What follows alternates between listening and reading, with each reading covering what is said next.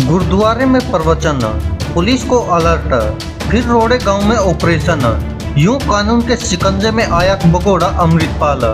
भगोड़े अमृतपाल सिंह का chapter close हो चुका है। उसे पुलिस ने अरेस्ट कर लिया है। उसे मोगा के रोड़े गांव में गुरुद्वारे से गिरफ्तार किया गया है। इस दौरान पुलिस ने काफी एहतियात बरती। जानकारी के मुताबिक अमृतपाल सिंह शनिवार को ही रात को गुरुद्वारे में पहुंच गया था। पुलिस ने लोगों से शांति बनाए रखने और अफवाहें न फैलाने की अपील की है। खालिस्तान समर्थक अमृतपाल सिंह अब पुलिस की गिरफ्त में है। उसे मोगा के रोड़े वाले गुरुद्वारे में सरेंडर करने के बाद अरेस्ट कर लिया गया है। पिछले 36 दिन से पुलिस को चकमा दे रहा वारिस पंजाब देश संगठन का मुखिया शनिवार रात को ही मोगा के गुरुद्वारे में पहुंचा था।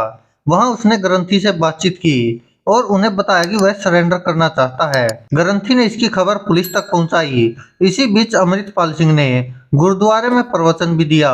पंजाब पुलिस आज सुबह 7 बजे पूरे फोर्स के साथ गुरुद्वारा पहुंची थी, जहां अमृतपाल सिंह ने सरेंडर कर दिया। इस दौरान पुलिस पूरी तरह से अलर्ट रही। अमृतपाल को अरेस्ट करने के बाद पुलिस उसे बठिंडा एयरपोर्ट ले गई। एयरपोर्ट पर ही उसका मेडिकल कराया गया। इसके बाद पंजाब पुलिस कड़ी सुरक्षा के बीच अमृतपाल को लेकर डिब्रूगढ़ लेकर रवाना हो गई। इस दौरान एक डॉक्टर भी उसके साथ डिब्रूगढ़ तक जाएगा।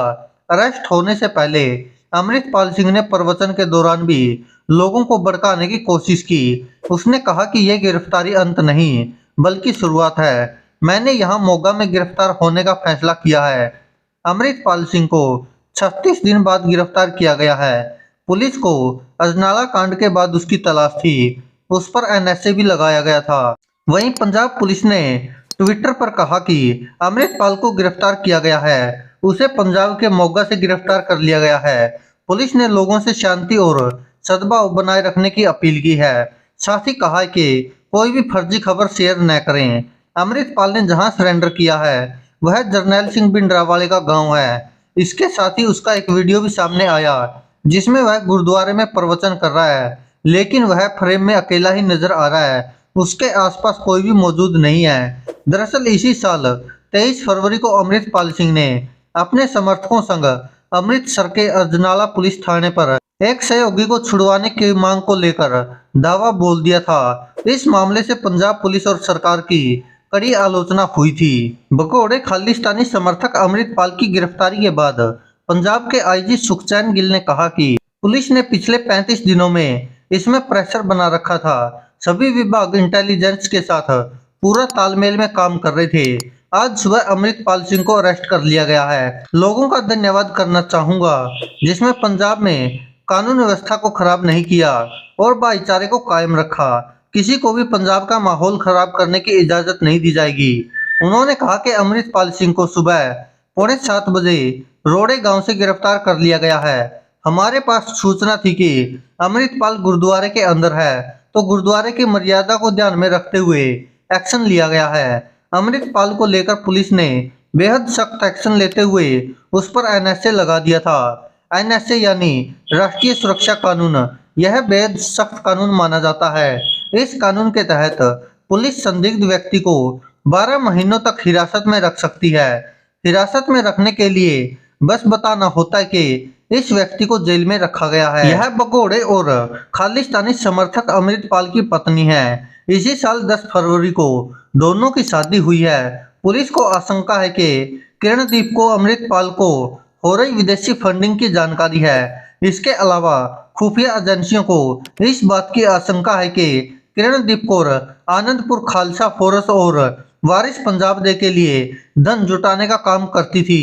पुलिस ने कथित विदेश फंडिंग के मामले में किरणदीप कौर से करीब 1 घंटे तक पूछताछ की थी। अब सवाल उठता कि आखिरकार क्यों चुना रोड़े गांव? अमृतपाल सिंह ने अपनी गिरफ्तारी के लिए पंजाब के रोड़े गांव को ही क्यों चुना? इसके पीछे भी एक अहम वजह है। दरअसल ये वही गांव है जहां आतंकी जरनैल सिंह भिंडरावाले का जन्म हुआ था और अमृतपाल सिंह की दस्तारबंदी की रस्म भी यहीं हुई थी। अकाल तख्त साहिब के पूर्व जत्थेदार और जरनैल सिंह भिंडरावाले का भतीजा जसबीर सिंह रोड़े भी यहीं रहता है। इसके अलावा आतंकवाद के दौरान पंजाब में कई लोगों की हत्या में शामिल आतंकी लखबीर सिंह रोड़े भी इसी गांव से ताल्लुक रखता है, जो फिलहाल पाकिस्तान में छिपा बैठा है। आतंकी जरनैल सिंह भिंडरावाले को अपना रोल मॉडल मानने वाले अमृतपाल सिंह की दस्तारबंदी 29 सितंबर 2022 को इसी रोड़े गांव में हुई थी।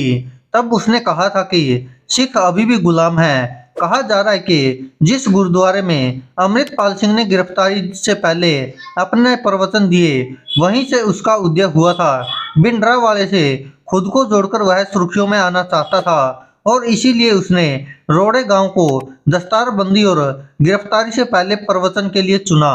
रोड़े गांव में ही आयोजित एक कार्यक्रम के दौरान ही केंद्रीय गृह मंत्री अमित शाह को धमकी दी थी। दीप सिद्धू की याद में गेट बनाने की नींव रखने को जब अमृतपाल सिंह यहां आया था तो उसने धमकी दी थी। उसने कहा था कि अमित शाह का भी इंदिरा गांधी जैसा असर हो सकता है।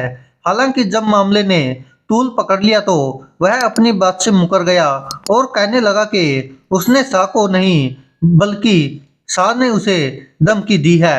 हालांकि लोगों को तभी शक हो गया था कि अब अमृतपाल सिंह के बचने का कोई रास्ता नहीं है। जब उसने केंद्रीय गृह मंत्री अमित शाह को धमकी दी थी, तब लोगों की भी समझ में आ गया था कि अब अमृतपाल का जेल जाना तय है और हो सकता है कि जेल में ही उसका काम तमाम भी हो जाए, क्योंकि बाहर निकलना शायद मुश्किल होगा।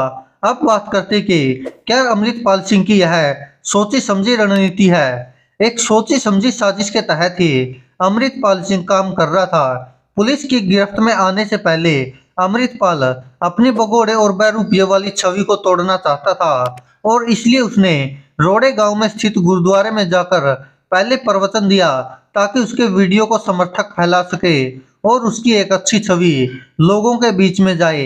अपने प्रवचन में उसने कहा कि मैंने यहीं से वारिस दे पंजाब की कमान संभाली थी, यानी यहीं से मैंने शुरुआत की थी और आज मैं यहीं से सरेंडर करने जा रहा हूँ। मकसद साफ था कि वह सरेंडर करने और फिर गिरफ्तार होने से पहले भी लोगों की भावनाओं को भड़काना चाहता था। इसके लिए उसके पास बकायदा एक पीआर टीम थी जो उसकी हर रणनीति को लोगों के सामने पहुंचाने का काम कर रही थी। यह वीडियो भी इसी रणनीति के तहत शूट किया गया था।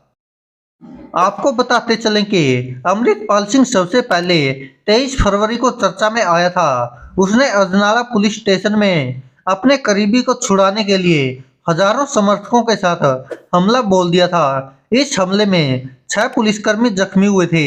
अमृतपाल और उसके समर्थकों के हाथ में तलवार लाठी डंडे थे। ये पूरा बवाल 8 घंटे तक चला था। अमृतपाल के समर्थक लवप्रीत तूफान की रिहाई की मांग को लेकर यह हुआ था। इसके बाद उसने कई टीवी चैनलों में इंटरव्यू दिए थे जिनमें अलग खालिस्तान की मांग की थी। हालांकि अमृतपाल पर आरोप लगते रहे कि उसने सिख धर्म का नाजायज फायदा उठाया। उसने अजनाला की घटना को अंजाम देने के लिए गुरु ग्रंथ साहिब को आड़ बनाया और उसके सहारे पुलिस पर हमला किया और थाने पर कब्जा किया, जिसके बाद काफी कड़ा विरोध भी किया गया अमृतपाल सिंह का। हालांकि उसके बाद जिस तरह अमृतपाल सिंह के लगातार फोटो वीडियो सोशल मीडिया पर तैरते हुए नजर आए, लेकिन पुलिस ने कभी इन फोटो और वीडियोज की पुष्टि तो नहीं की। लेकिन अमृतपाल सिंह को वहां पर देखा गया और उसकी लोगों ने पुष्टि भी की और लोगों ने सवाल उठाया कि जो अमृतपाल सिंह लगातार भाषण दे रहा था, प्रवचन दे रहा था, लोगों को हथियार उठाने की सलाह दे रहा था और कहता फिर रहा था कि वह झुकेगा नहीं, और तो और उसने तो यह तक कह दिया था कि अगर कभी भी किसी समर्थक पर कोई आंच आई तो अमृतपाल सिंह सबसे आगे खड़ा मिलेगा और वह अपनी जान की बाजी भी लगा देगा। लेकिन समय आया तो सबसे ज्यादा अगर भागता हुआ कोई दिखा तो वो अमृतपाल सिंह ही था। उसने कितने बेस बदले, कितनी गाड़ियां बदली, कभी पैदल भागता दिखाई दिया तो कभी बाइक पर भागता दिखाई दिया, कभी मर्सिडीज में चलने वाला अमृतपाल सिंह एक बार रेडी में भी भागता हुआ दिखाई दिया।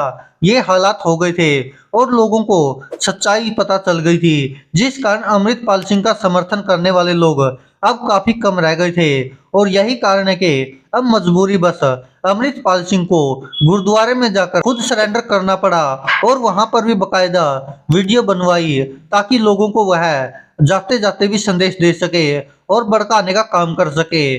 और वीडियो अब वह सोशल मीडिया पर वायरल भी की जा रही है। दोस्तों, इस पर आप क्या कहते हैं? अपनी राय कमेंट बॉक्स में जरूर दीजिएगा। और भगोड़े खालिस्तानी समर्थक अमृतपाल सिंह की गिरफ्तारी पर आप क्या कहते हैं? धन्यवाद दोस्तों। आपको क्या लगता है अब अमृतपाल सिंह का क्या होगा?